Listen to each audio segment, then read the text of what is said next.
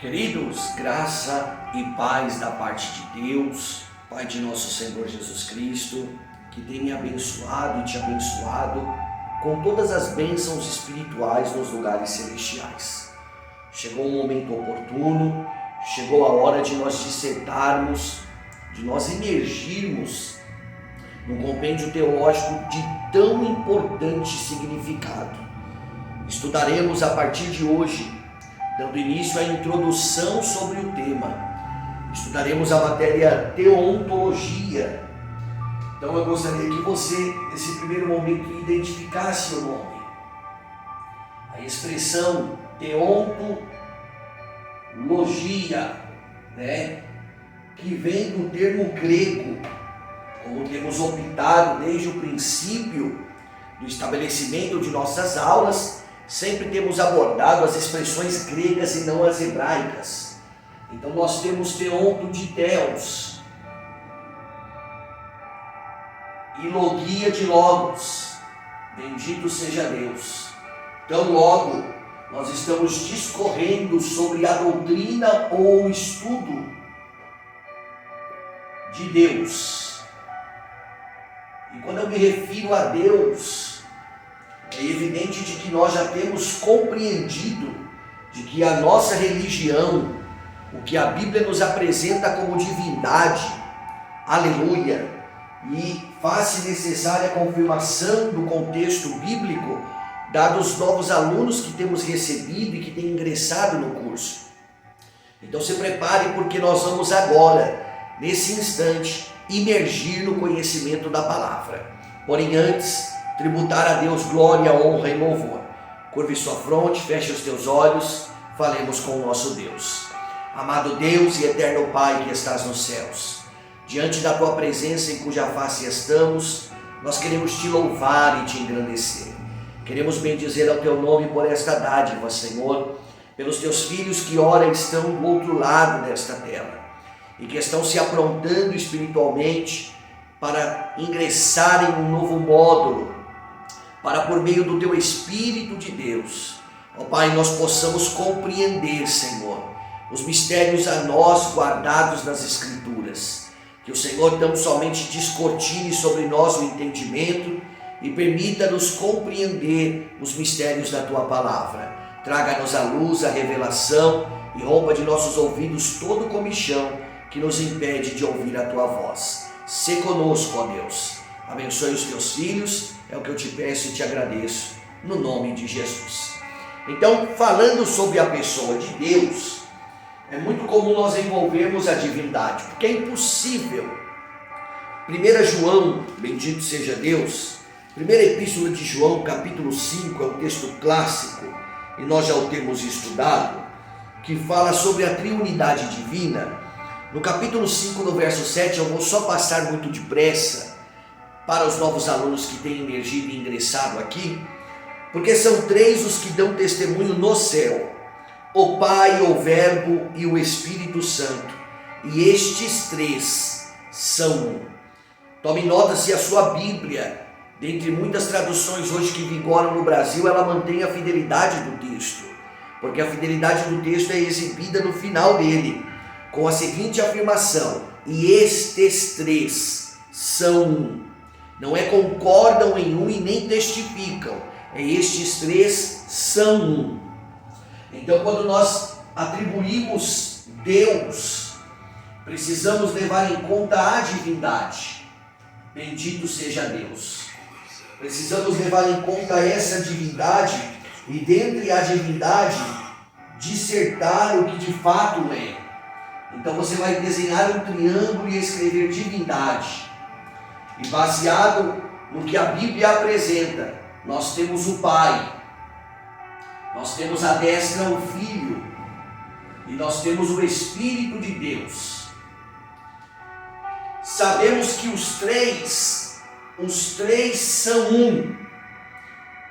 Para o Filho temos estudado cristologia. Para o Espírito temos estudado pneumatologia.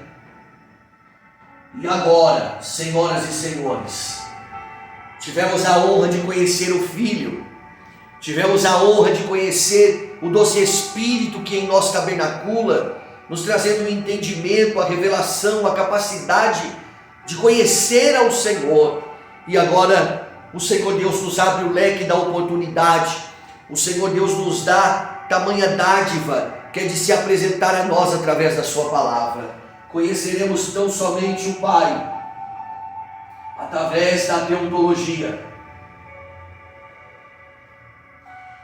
E para que nós possamos dissertar sobre isso, é importante compreender a divisão de um pão, aleluia, que foi dividido por uma mulher, e que esta mulher dividiu este pão.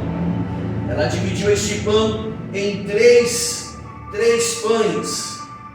Bendito seja Deus, porque entendia que o Senhor não se referia apenas a uma pessoa, mas era um Deus que atuava em três, e que estes três eram um. Então tome nota de que são três pessoas, mas em uma única divindade. A palavra pessoa vem de personalidade, porque nós temos estudado de que cada um dos três tem personalidades distintas. Existe a vontade do Pai, existe a vontade do Filho e existe a vontade do Espírito Santo. Isso é vigorado no Evangelho quando Jesus o Cristo está diante do Getsemane em contato com o seu Pai que está no céu. E ele diz ao Pai: Pai, se possível, passa de mim este cálice. Porém ele prossegue na tratativa dizendo: todavia não seja feita a minha vontade do Filho, mas a tua que está no céu, do Pai. Então nós vemos a distinção entre as personalidades, mas nós vemos uma unidade perfeita mantida pelo Espírito de Deus. Porque como estudamos em pneumatologia, mediante o texto de Efésios capítulo 4, é o Espírito de Deus o vínculo da divindade. É Ele a união, é Ele o responsável em trazer unidade para que os três sejam um. Mas nós temos que compreender nesta aula de introdução. Hoje é apenas a introdução sobre o assunto para que o nosso coração venha arder, porque nós vamos conhecer um Deus invisível, que nunca foi visto por um homem mortal. Nós vamos conhecer um Deus inaudito, que nunca pode ser descrito por um homem comum. Nós vamos conhecer um Deus intangível, que nunca foi tocado por uma pessoa terrena. Nós vamos estudar sobre um Deus inalterável, inescrutável, indescritível. Nós vamos falar sobre um Deus todo-poderoso. Teremos a apresentação à luz da Escritura e enfim conheceremos o nosso Criador. Está preparado? Eu espero em Deus que sim, porque grandes revelações da palavra de Deus te esperam. E no nome de Jesus, nós seremos hoje, para a glória de Deus, preparados para conhecer Yud Rei Vav Rei, o grande Hashem, o grande Adonai, o grande Elion, o grande Elohim, o grande Tsidkenu, o grande Jeová de Sabaó. Nós vamos conhecer o Deus Todo-Poderoso, aquele que era, que é e que será, aquele que é o autor e o consumador da nossa fé, aquele que chama-se Pai da eternidade, Deus Conselheiro, Príncipe da paz, Deus forte. Nós vamos falar, senhoras e senhores, sobre o Deus que nós cremos e que por muitas vezes só cremos, mas não conseguimos descrever. Parece até que bobagem, mas se você perguntar a um cristão para que ele descreva a pessoa de Deus o Pai, ele não consegue descrever, ele não consegue assimilar. Será que Deus é gigante? Ou será que Ele é um ancião, um senhor, na estatura de uma pessoa, assentado e estabelecido sobre um trono? Será que realmente o Senhor Deus, com as palavras poéticas dos profetas menores, que as nuvens que permeiam o céu é apenas o estrado, é o escabelo, são os pós de seus pés? Então Deus tem pés gigantes. Nós precisamos compreender, senhoras e senhores, o Deus da Escritura, porque Ele quer se revelar a nós.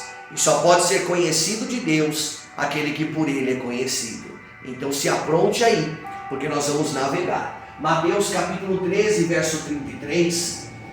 Bendito seja Deus. Nós temos Jesus no Evangelho do Reino, no capítulo do reino, porque no capítulo 13, desconsiderem a garrafa rosa, é da minha disjuntora, bendito seja Deus, está mais prática e mais fácil para mim beber água. Então eu quero que você se atente ao contexto que a Lumiora nós vamos ler. Mateus 13, 33, vamos lá. Mateus 13, verso 33, está escrito: bendito seja Deus.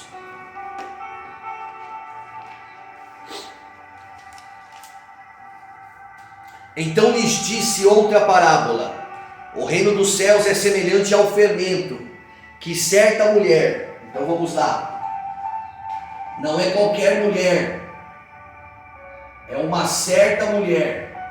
Por que uma certa mulher?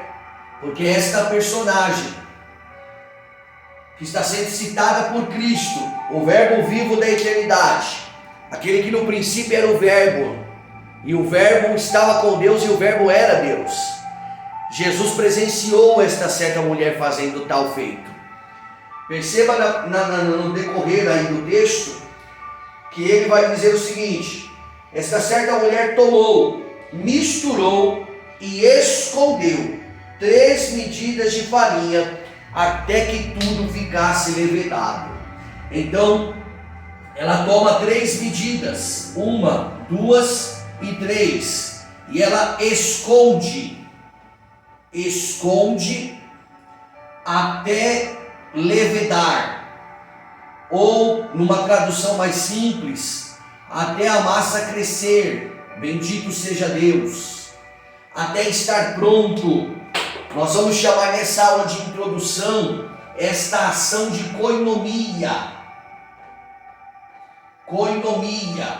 que é uma palavra grega que significa dispensação, ou melhor, a expressão dispensação também significa administração.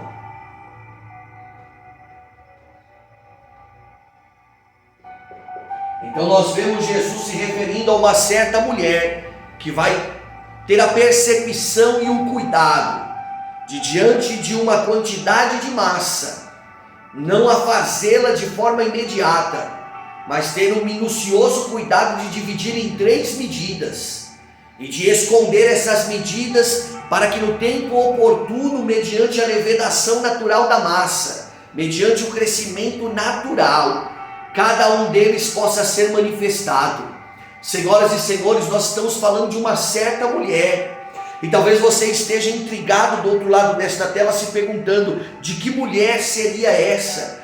Quem seria esta mulher? Nós precisamos entender que toda pergunta que a Bíblia levanta, ela responde, e toda pergunta que a Bíblia não levanta, ela não tem a obrigação de responder. Se nós tivéssemos no texto um artigo indefinido dizendo uma mulher, certamente passaríamos desapercebidos, mas o texto enfatiza, e o texto que está sendo enfatizado nas Bíblias que promovem as palavras de Jesus em vermelho, observe que está em vermelho caracterizado aí, porque não são palavras de um profeta, não são palavras de um sacerdote, não são palavras de um rei, não são palavras de homem. Quem está na palavra, quem está na prédica é o próprio Deus, é o nosso Senhor e Salvador Jesus Cristo. E ele está dizendo uma certa mulher. E esta certa mulher, ela apanha 3 pães, bendito seja Deus. E eu espero em Deus que você tribute a Deus glória por esta aula, por esta introdução maravilhosa, porque hoje nós iremos descobrir quem é esta certa mulher.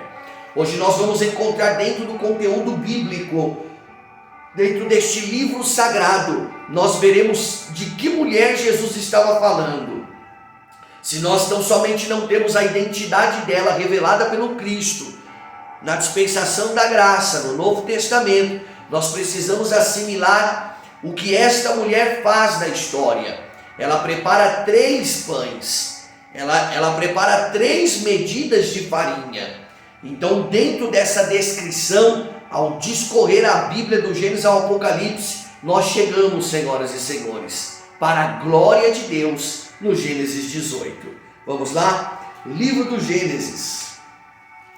capítulo de número 18. Bendito seja Deus. E eu gostaria que você tributasse a Deus glória. Não deixe de glorificar a Deus, porque o que você glorifica é selado no seu entendimento. E você não é atacado por um mensageiro de Satanás que esbofeteia a sua moral. Paulo aprendeu que à medida em que ele tributava a Deus glória, o mensageiro de Satanás não podia esbofeteá-lo. Porque à medida em que ele era esbofeteado pelo mensageiro de Satanás, pelo espinho de sua carne, para que ele não se exaltasse, ele aprendeu a tributar glórias a Deus. Então tudo que nós glorificamos sela na nossa mente, no nosso intelecto, no nosso psique, a mensagem da palavra.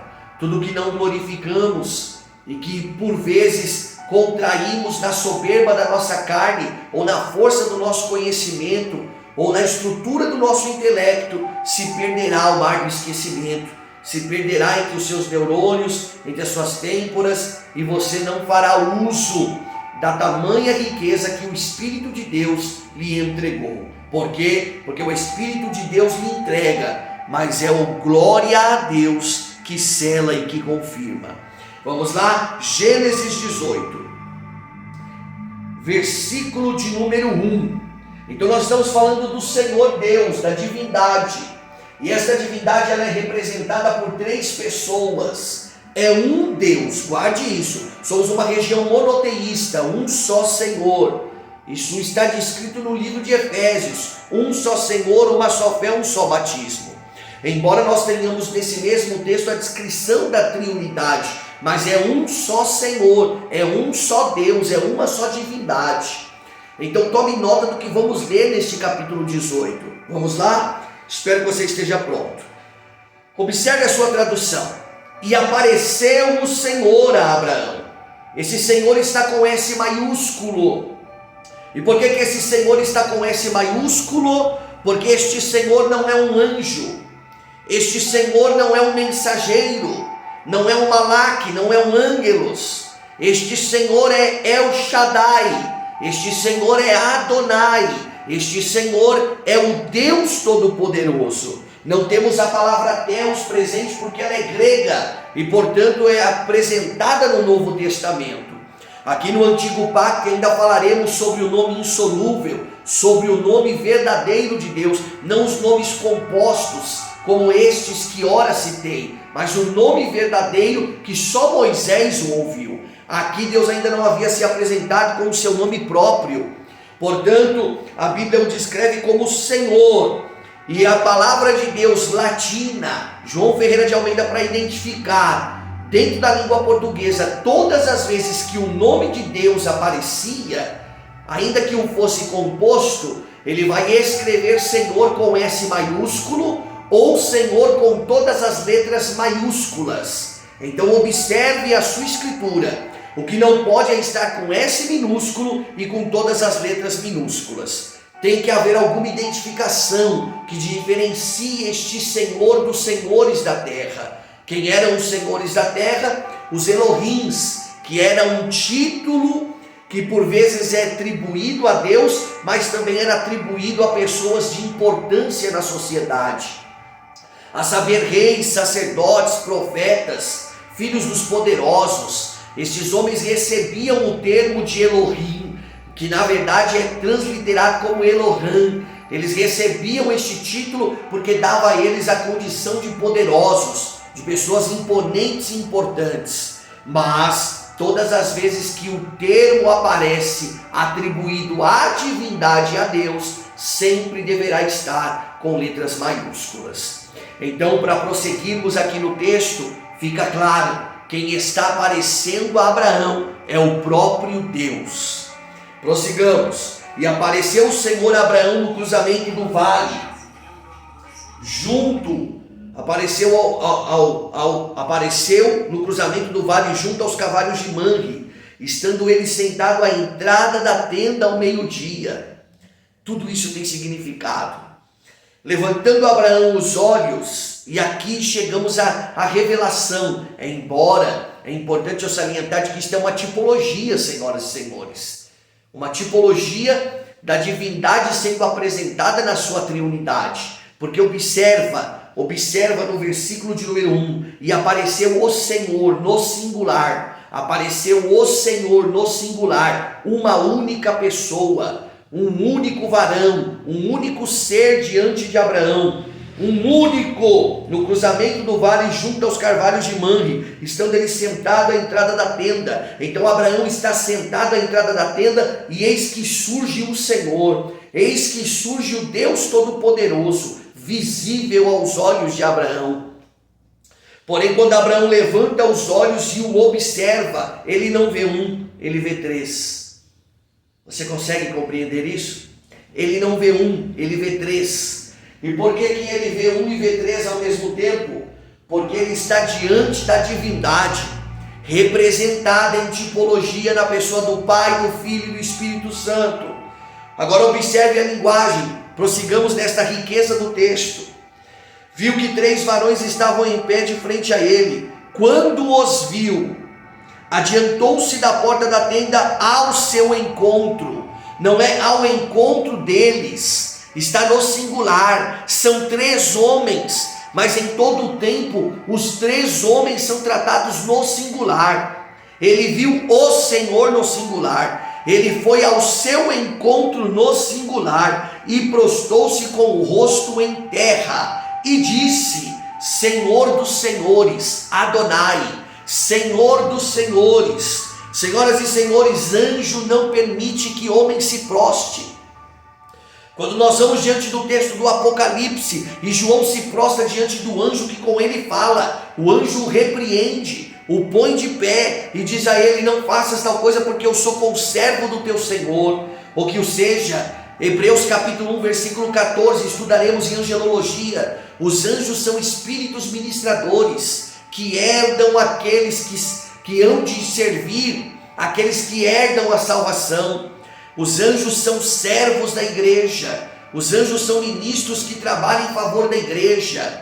O próprio Jesus Cristo, tentado no deserto, foi impelido pela palavra que o dizia: porque dará ordem aos teus anjos ao meu respeito. Então nós vemos que anjos servem os homens, portanto homens não se prostam a anjos, e anjos legítimos, anjos eleitos, anjos enviados de Deus, anjos mensageiros, jamais deixarão com que um homem se proste diante dele, porque ele é reverente ao Deus dos céus que o criou para não ser adorado. Diferente de anjos caídos, todo anjo que recebe adoração humana não é um anjo eleito, é um anjo caído que se tornou um espírito imundo, que virou um demônio. Bendito seja Deus. Então nós vemos que diante destes que está para com Abraão na entrada da sua casa, meus irmãos, está acontecendo uma situação de adoração. Observe o texto, e prostou-se com o rosto em terra. E não vai haver da parte do anjo, nenhum impedimento para tal reverência, nenhum impedimento para tal ação de humilhação, porque como o próprio texto está dizendo, e a saudação de Abraão está revelando, o que está diante dele não é um anjo, o que está diante dele é o Senhor dos senhores, é o Deus Todo-Poderoso, é o grande El Shaddai.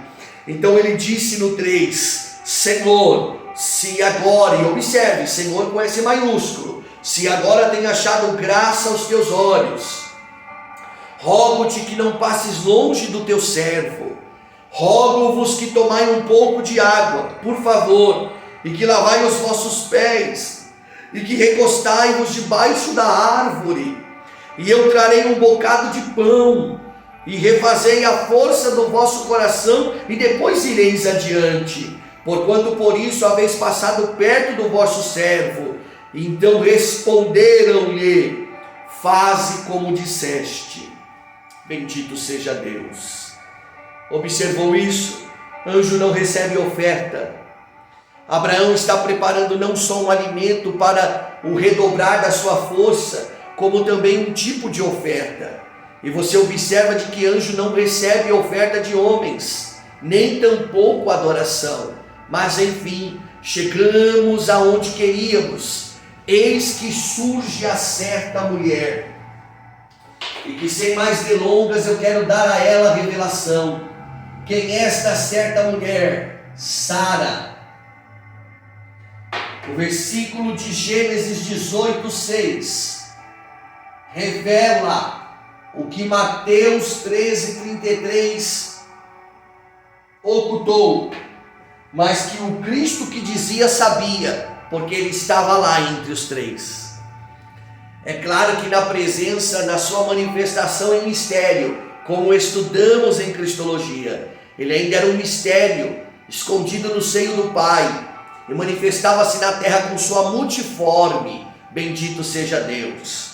E aí no verso de número 6, então Abraão correu à tenda onde Sara estava e disse-lhe: amassa depressa, circule isso, 3 medidas, aleluia, 3 medidas da fina farinha e faze bolos.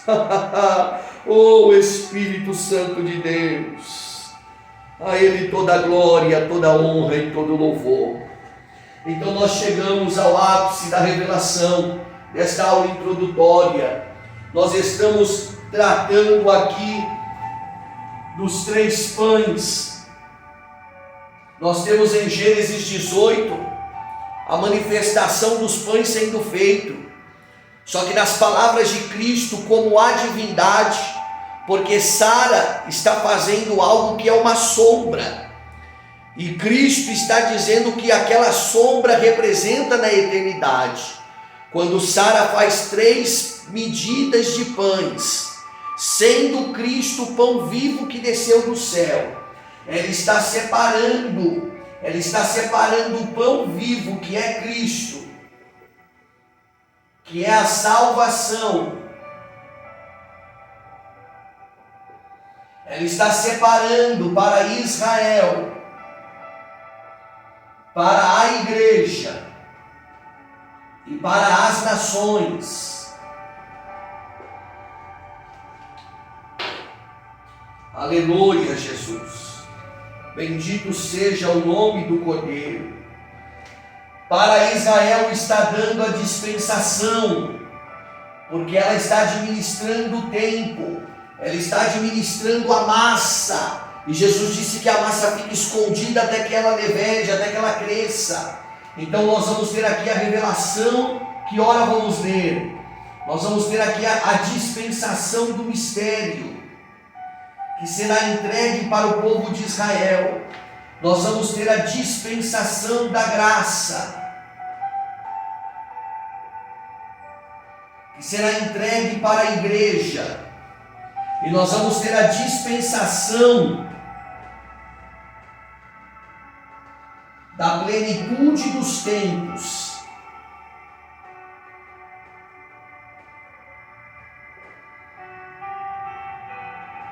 Bendito seja Deus. E o que é, pastor? O que é esse termo de dispensação? Ora, como dito, dispensação significa koinomia. Koinomia significa administração. Então, para cada dispensação é uma forma de administrar a massa. E qual é a massa?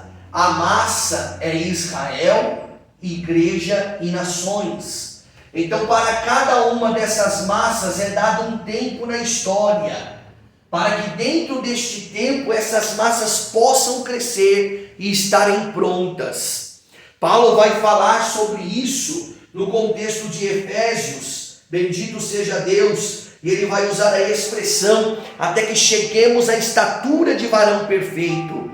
É claro que ele está falando do corpo glorificado, ele está falando da confirmação da salvação, mas essa confirmação da salvação passa pelo preparo da massa, passa pelo preparo das nossas vidas, em que nós temos recebido o tratamento da divindade. Então Deus não faz acepção de pessoas, e nessa aula de introdução da teologia, nós estamos estudando o grande controle de Deus, que da eternidade, olha só, da eternidade,